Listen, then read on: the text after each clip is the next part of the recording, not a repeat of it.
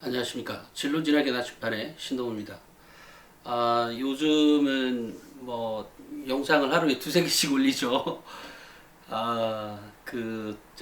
찍어 놓은 게 있어서 그런 것도 있고요. 또 하나는 전달해주고 싶었던 얘기들이었습니다. 또 하나는 이제 학과 소개가 있다 보니까도 있고요. 찍을 때 제가 본전 생각이 나서 한 편만 찍으면 좀 억울하더라고요. 그런 측면이 있습니다. 그리고 또 제 그 채널에 특징이 한 가지가 있는데 혹시 알고 계시는지 모르겠어요. 어, 때로는 어떤 특정한 한 사람만을 위해서, 물론 그 사람만을 보라고 하는 건 아니었지만, 그렇지만 실제로 그런 영상도 몇 개는 있었던 것 같아요. 그 사람만 봐주기를 생각하면서 보라고 했던 거죠. 그런 거 보면 유튜브라고 하는 것은 많은 사람들이 보라고 하는 건데 좀 특이한 거죠. 어떻게 한 사람만을 위한 방송을 하나 뭐 이렇게 생각할 수도 있지만 또 저 나름의 생각이 있어서 그랬습니다. 우리는 직원이 그 생각보다 좀 많은데요. 이제 그러다 보니까 이제 중간에 직원들은 아닌데 주로 이제 알바들은 왔다리 갔다리 합니다.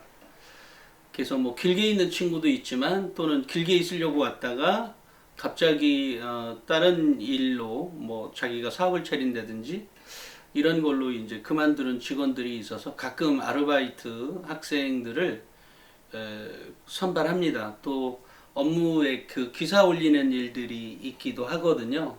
그래서 이제 그런 업무를 시키기 위해서 아르바이트를 채용하는데 어제 그 아르바이트 면접을 한 사람을 봤습니다. 남자고 32살이고 뭐 인서울 한 중위권 그룹에 그러니까 졸업했던 학생이고 6년간 그 공인회계사 준비를 했다 그래요. 그런데 여기서 이제 기사 올리는 일인데 마침 그 친구가 언론 홍보학과인가 뭐 이런 학과를 나왔어요. 그래서 이제 겸사겸사 한번 오라 그랬죠. 웬만하면 남자를 잘 안 뽑는데 어찌됐건 이제 오라고 했습니다. 그래서 면접을 보는데 이 와서 그 잠깐 뭐 진짜 앉자마자 제가 그랬죠. 혹시 뭘 준비했냐고 그랬더니 공인회계사 준비했다길래 왜 그만두냐 그랬더니 이제 이만하면 됐습니다 이러더라고요. 근데 제가 왜 그랬냐면 그 친구가 오면서 마스크를 안 벗고 계속 있는 거예요. 살도 좀 약간 살이 푸른. 그렇다고 뭐 통통 정도도 아닌데 어찌됐건 뭐이 32살인데 배도 나오고 근데 어쨌든 마스크를 안 벗고 있더라고요. 근데 상대방이 마스크 벗고 있으면 벗었어야 되는데 이 사교성이 좀 떨어지는 거죠. 또 하나는 물론 뭐 건강을 생각해서 그럴 수도 있겠습니다만 어찌됐건 뭐 면접을 봐야 하는 그 당사자로서는 사실은 오히려 맞지 않은 거죠. 그래서 계속 준비를 하라니까 안 할 거랍니다. 왜 안 하냐고 그랬더니 올해 시험 받고 6년 동안 준비했고 이제 그만둔다고 하니까 부모님도 너무 좋아라 하신다고. 아니 그러면 요 가까운 그 웅진세무대학이라도 가서 다시 준비해서 합격하라고. 1차는 뭐 한 3번 합격했다 그러고 2차에서 떨어졌단 말이에요. 근데 2차가 그게 실력 있다 그래서 무조건 붙지 않더라고요. 운빨도 있습니다. 그게 정말. 근데 그 사람도 그런 말을 하더라고요. 그래서 운빨도 있어서 저는 좀 어려운 모양입니다. 뭐 이렇게 얘기를 하더라고요. 근데 그 사람이 6년 동안 뭔가를 준비하고 한 시험을 준비했으면 이 머릿속이 제 정신 상태가 아니거든요. 그 친구가 뭐가 모질라서의 문제가 아니라 사회에 적응하는 시간이 꽤 필요하다는 거죠. 뭐 가끔 친구들 만나서 소주 한 잔이라도 하고 뭐 어쨌든 사귐의 시간을 가졌다라면 또 다른 문제겠지만 뭐 그렇게 보이지도 않고 그러면 이게 사회 적응 시간이 필요해요. 의지가 있다라고 해도 1, 2년은 반바보인 거거든요.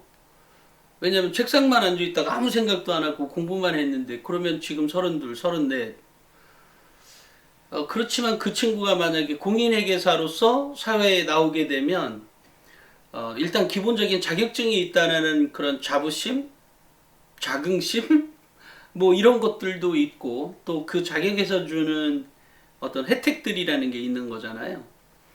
그렇기 때문에 이제 더 준비하라고 했고 웅진 세무대학이라도 가서 거기 가면 합격률도 좋은데 지금 자네 같으면은 확실히 좋을 것 같은데 왜 안 가냐고 가서 더 준비해서 합격하라고 사회에 나오면 대우가 굉장히 틀려지는 거잖아요. 근데 어찌됐건 뭐 어떤 그런 이유로 그 안 한다 그래서 매우 안타까웠습니다. 그 안타까우면서 제가 늘상 최근에 많이 강조하는 것 상상해라 구체적으로 그리고 그 구체성을 더 구체적으로 그리고 그 구체성까지 들어가면 다시 배경 지식을 넓혀가는 이런 방법들이 필요하거든요. 그래야 자기 신의 길이 명확하고 그 길을 걸어갈 때 비전이 있게 되고 그러는 거거든요. 그런데 이제 제가 그 친구에게 그런 말을 해주면서 갑자기 한 1년 전쯤에 그 1년? 8, 9개월? 10개월 전쯤에 면접을 1년 넘었겠다. 1년 전쯤에 면접을 봤던 친구 그 여학생이었는데 뭐 명문대학교 나왔습니다. 그리고 아마 어문 계열이었던 것 같은데 국문학과든 아니면 프랑스어과인가? 아닌가? 어찌됐건 뭐 그런 어문 계열 출신이었고요. 유명한 대학이었고 그런데 이제 그 아빠도 무슨 대기업에 다닌다 그래요. 그리고 애도 뭐 굉장히 착해 보이는 여학생이었는데 한 이 뭐죠? 그 일본에 취업을 하러 간다고 그래요. 그래서 제가 아니 뭐 일본으로 취업을 하러 가. 제가 꼭 그 이게 뭐라고 하죠? 오지랖이 넓어서 사실 제가 웬만하면 막 그렇게 말해주지는 않고요. 진로 상담을 해주는 거죠. 그 사람 알바 왔는데 진로 상담을 해주니까 뭐 뭐야 이 사람 뭐 이렇게 생각할 수도 있지만 전 안타까워서 이 젊은 친구들이 그렇게 길을 모르고 헤매는 친구들이 정말로 많거든요. 근데 그 아이들은 그 사람들은 청년 이상 또 성인이었을 때 만났으니까 그나마 그런 거지만 학생이니까 얼마나 안타깝겠어요, 제가. 그죠? 그래서 이 중고생들 이렇게 보면은 뭐 해라 뭐 해라 딸랑 지금 당장 대입 중요하지 않다. 중요하긴 하죠. 더 좋은 대학 가야 되는 건 분명합니다. 그런데 그것보다 더 중요한 게 있다는 거죠. 그게 자신의 진로를 명확하게 하는 것, 자신의 목표를 명확하게 하는 것, 그 목표를 상상하고 구체적으로 만들어가는 것. 그러니까 한마디로 이제 그림을 그리는 거죠. 그런 것들이 필요한 겁니다. 그래서 그 여학생 보고 일본 가지 마라. 한국에 있어라. 취업이 그렇게 한데 그래서 이것저것 해서 뭐 취업 어쩌죠 그래서 지금 일본 가면 후회한다. 올해는 아니고 작년이었던 것 같아요. 올해 맞죠? 올해 초에 그게 있었나요? 일본이 제재가 작년이었네. 벌써 그 2년 됐겠네요. 그러면 가지 말라고 그렇게 얘기를 했는데 어찌됐건 그 친구는 갔죠. 아니 가는 게 아니라 가야 되겠대요. 그래서 아빠는 뭐 하시는데요? 그랬더니 원래는 이 면접 볼 때 아빠 같은 거 잘 안 묻는데 저는 그 사람의 이제 직원으로 들어오고 난 다음에는 제가 물어봐요. 아빠 뭐 하냐고, 뭐 하시냐고. 물어보는 이유는 그 사람의 글의 흐름을 알기 위해서입니다. 그러니까 그 사람의 글이 왜 이런 글들이 나왔는지 유추해 보기 위해서 그렇게 되면 그 사람의 실력을 빨리 간파할 수가 있거든요. 그래서 이제 아빠 물어보고 엄마 뭐 하시냐 물어보고 또 혹시 전에 아르바이트 뭐 했는지 이런 것들은 다 물어보죠. 왜냐하면 그 글이 어디에서 출발했는지를 알고 싶어서 그런 사고가. 그래서 뭐 어찌됐건 이제 그 친구 보고 가지 말라고 했던 가장 큰 이유는 외국에 갔다 오면 문제가 뭐냐면 그 한국 사회랑 일본 사회 또는 뭐 미국 사회가 다릅니다. 그러니까 한국에 뭐 미국에 있다가 한국에 와서 곧바로 뭔가에 적응한다? 쉽지 않거든요. 왜냐하면 사회 시스템이 달라서 나오는 문제도 있거든요. 그러니까 그 사람이 그냥 취직을 한다 이러면 상관이 없어요. 하지만 그 사람이 사업을 한다 그러면 절대 하지 말아야 되는 거죠. 당장 사업을 한다? 이 굉장히 위험한 거죠. 물론 가끔 그 반대로 해서 성공한 사람도 있습니다만 일반적인 경우에 그렇습니다. 그러니까 그 여학생이 일본에 가서 뭐 한 월급 한 200 몇만 원짜리 받아서 뭐 지금 일본이 우리나라 대기업보다나 또는 우리나라 기업보다 못 받더라고요, 돈을. 우리나라 쪽이 월급이 좀 더 좋더라고요. 물론 이제 조건은 좀 다릅니다. 뭐 일본은 기숙사를 주는 좀 큰 회사는 기숙사를 주기도 하고 한국의 경우에는 어쨌든 서울에서 그 살려고 하면 지방의 사람이 서울에서 살려고 하면 한 달에 50만 원이든 뭐 6, 70만 원이든 돈을 월세를 내야 하는 방에 살아야 하지만 이제 그런 비용이 안 들어간다는 거죠. 일본 회사에 들어가면. 그러니까 모든 회사는 아니고 특정 그나마 좀 큰 회사에 가면 그러니까 월급 받는 수령액은 거의 엇비슷한 것 같고요. 그런데 그 가서 한국에 와서 그 학생은 그러면 결혼할 때까지 한국에 와서 그 뭔가를 한다? 이 굉장히 어렵습니다. 그러니까 그 친구도 뭐 오죽 답답하면 일본에 가겠냐라고 생각하지만 문제는 단순히 월급만이 아니라 일본의 그 시스템, 사회가 돌아가는 시스템 구조가 후진성에 있다는 겁니다. 그러니까 아직 아날로그 사회에 있다는 거죠. 이제 그런 반면에 한국의 경우에는 비록 좀 빡센 일이지만 상당 부분 디지털 사회가 되어 있는 거죠. 그런 기본적인 차이가 있습니다. 그러니까 그 사람이 나중에 한국에 와서 지금 대학생이라 뭐 일자리가 없어서 가는 건 좋은데 갔다 와서 적응 기간 한 2, 3년, 3, 4년은 버릴 각오하고 가라. 야 된다는 거죠. 그 사람은 이제 여자니까 그나마 뭐 상대적으로 나은 경우가 될 수 있습니다만 남자에 비해서 뭐 여자들은 또 상대적으로 결혼하면 또 일자리를 가질 수 있는 텀이 좀 길을 수도 있다는 측면이 어느 정도 사회적 용인 부분이 있으니까요. 납득할 수 있는 부분이. 근데 남자의 경우에는 곧바로 한국에 와서 자기 사업을 하든 아니면 직장을 가져야 되기 때문에 굉장히 어렵죠. 그래서 그 학생에게 이제 그런 말을 해줬죠. 이런 문제가 있는데, 근데 아빠가 별로 그렇게까지는 생각을 안 하는 모양이에요. 왜냐면, 뭐 이렇게 신문이나 이런 방송에 보면 일본에 취업하는 게 좋다, 뭐 무진장 많이 나왔었으니까, 작년 초에는. 그러니까 이렇게 홀딱 했나 봐요, 아빠도. 근데 사실 현장은 그렇지가 않습니다. 그러니까 현실을 모르는 얘기죠. 그 다음에 방송이나 언론사들이 거짓말 한 겁니다. 그리고 거짓말 했거나 아니면 몰라서 그런 기사를 썼거나 그런 생각이 들었습니다. 그래서 제가 안타까워서 어쨌든 진로 상담을 한 경우가 있고요. 또 다른 진로 상담 하나. 그것도 생각이 나요. 지금 얘기하다 보니까. 아까 그 여학생보다 좀 더 일찍 온 그 학생도 꽤 유명한 대학의 출신인데 외국계 은행에 들어갔던 모양입니다. 외국계 은행에 들어갔는데 한 6개월 다니다 보니까 자기 기준에 안 맞는 거야. 그 은행이. 그러다가 이제 나와가지고 공무원 시험을 봤습니다. 공무원 시험을 봤는데 이제 먼저 7급을 시험을 봤는데 그 7급 떨어지고 그 다음에 시험을 본 게 9급이었는데 9급도 떨어지고. 근데 제 생각에 걔는 붙을 것 같아요. 느낌에 물론 어찌됐건 시험 잘 보면 요 얘기는 다음에 하는 걸로 하고. 그래서 제가 이제 나중에 이제 자기가 나오고 나서 이제 후회하게 되는 거죠. 내가 잘못 나왔구나.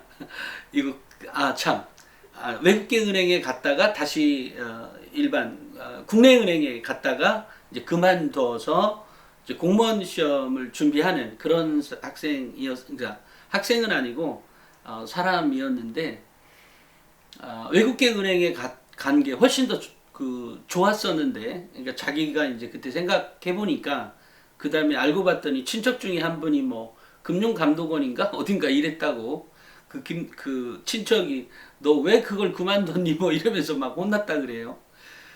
그런데 그 친구가 그러니까 사실 현재 그 학교에서 배울 때야 뭐 열심히 공부하면 됐죠. 그 열심히 공부해서 시험만 잘 합격하면 어찌됐건 뭐 공사가 됐든 어딘가에 합격할 수가 있습니다. 그죠?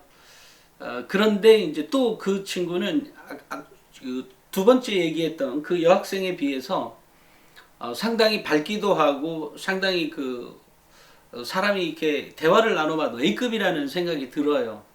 그래서 제가 뭐 잘했을 것 같은데 어찌됐건 이제 기업의 현장에 대한 생각이 좀 더 구체적으로 하지 못하고 막연하게 뭐 가면 뭐 자기를 대우해 주는 사람 아무도 없거든요. 가면 다 막내고 또는 그죠? 어떨 때에 따라서는 뭐 막일을 시키는 건 아니지만 그래도 어쨌든 전혀 체질에 맞지 않은 경우가 있을 수 있죠.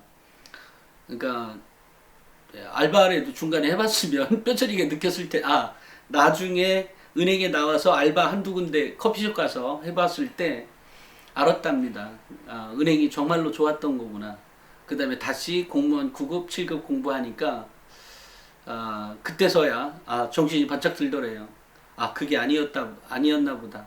근데 그 친구는 붙을 것 같아요. 또한 뭐 그 자신도 붙을 거라는 생각을 갖고 있고요. 그래서 그러니까 이런 사례들을 보면 역시 이제 학생들이 대입 진학에는 막 생각을 하잖아요. 근데 대입 진학을 하고 나서 그 다음에 생각을 해본 적이 없는 거예요. 그러니까 대학에 가서 생각해 보는 거지.